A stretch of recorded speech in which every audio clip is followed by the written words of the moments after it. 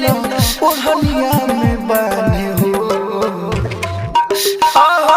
आखिरी मुलाकात बा तोहरा से जाने हो, आखिरी मुलाकात बा तोहरा से जाने हो।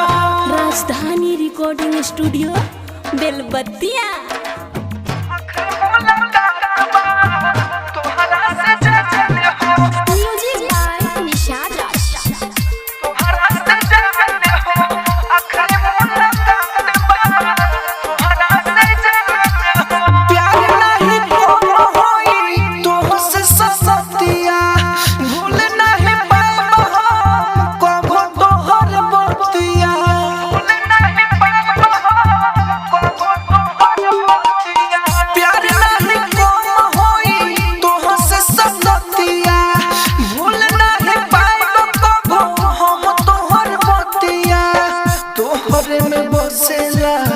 तोहरे में बसेला हमारो परान हो।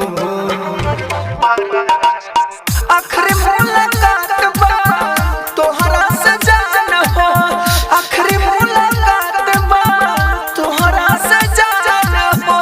राजधानी रिकॉर्डिंग स्टूडियो बेलबत्तिया।